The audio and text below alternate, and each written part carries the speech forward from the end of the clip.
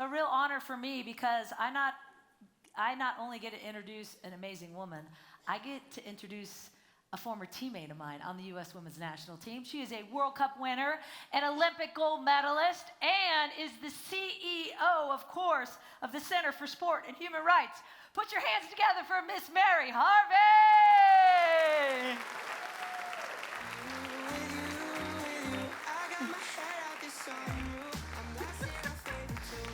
Choose your seat, Harv. Which one do you want? I don't really. We'll go to the middle. I'm not, precious about this. Harvina, as I call her, she too has a nickname. Kevin exposed my Loudy Foudy nickname today. Oh, you have many nicknames. I know. We can just keep going. We got to keep it clean here, though.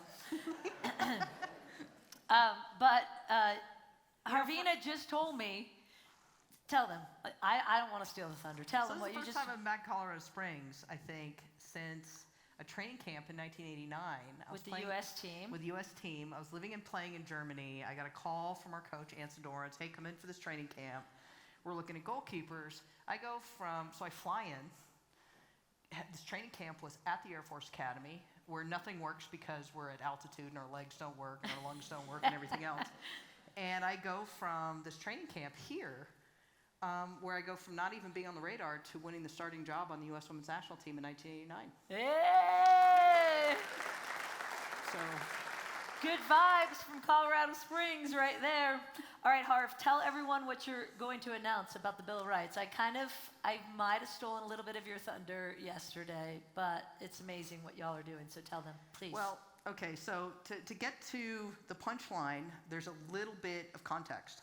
So the Center for Sport and Human Rights is founded by Mary Robinson and based in Geneva, is a human rights organization for the world of sport.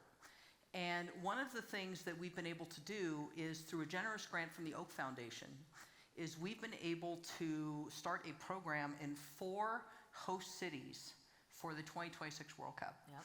And it's on the promotion of child rights in those 4 cities. So it's New York, New Jersey, it's Los Angeles, it's Toronto, and it's Guadalajara. Nice. And this program is built on a foundation of, whenever one of these mega sporting events like the World Cup or the Olympics come to town, there are predictable risks to children as a result of it. Increase in human trafficking, displacement, harassment, abuse, all of it, right?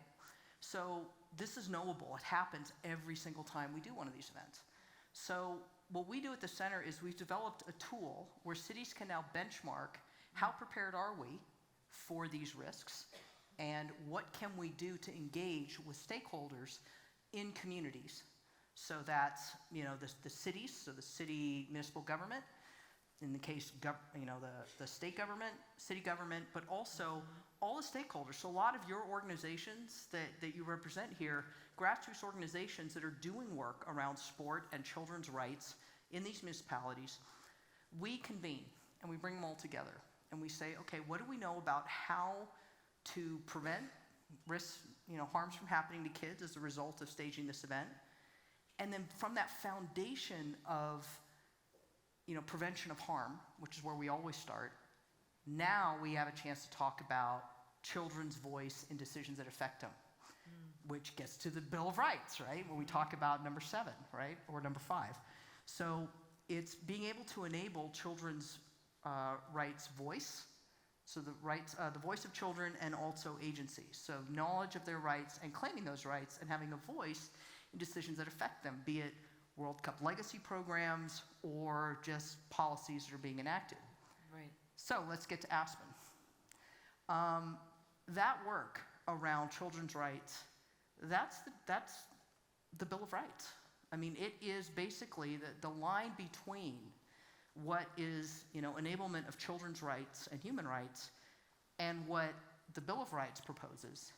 You can draw a direct line from it. Yeah, of course. So we have an opportunity using this program in all of these cities to collaborate. So this is to announce a collaboration and a partnership with the Aspen Institute to assist with, as we do this work, to facilitate when we're working with organizations on the ground and with municipal government to help include commitments to implementing the Bill of Rights and getting very specific on what those implementation measures look like. So voice and agency. how do we get that embedded in? What does that look like? So it's implementation. Okay, speaking of implementation, you have an audience full of people who could help you do that. So if I'm in the audience right now and I'm listening to this and I want to get more organizations, obviously, we want to get more states, more people engaged in endorsing that Bill of Rights, what do you say to them? How can they help? So first of all, where's Katie Hanna, my colleague? Katie Hanna, will you stand up? Yeah, so Katie, there, right in the front. Hanna. So she's my project lead for North America. So that's a lot of real estate. But Katie is basically looking to connect with as many grassroots organizations that are working on this, not just in the 4 host cities that I mentioned, but also in general, around how we can include you in the work that we're doing. Because that's what we do. We convene and have this whole space where people can work together and say, hey, these are how we can bring these rights to life through our programs. So find Katie Hanna, find me after this event. We want to talk to you about it. And for people who ask, why is a Bill of Rights for Children in sports so important? What do you tell them? I mean, it's advancing, children's rights, first of all. It's called children's rights in sport. Make no mistake about it. This is human rights work. This is implementation of human rights. People are like, what does human rights mean even, right? The term isn't accessible. This is what we're talking about. The specific Bill of Rights, if you implement that, you are implementing children's rights. You are implementing human rights, and children have specific rights. Dorothy Roska, my colleague, who's out there somewhere, told me that a while ago. And so very specifically, you are advancing rights for children through implementing these, specifically the Bill of Rights. Yeah. Look at all this amazing work you're doing.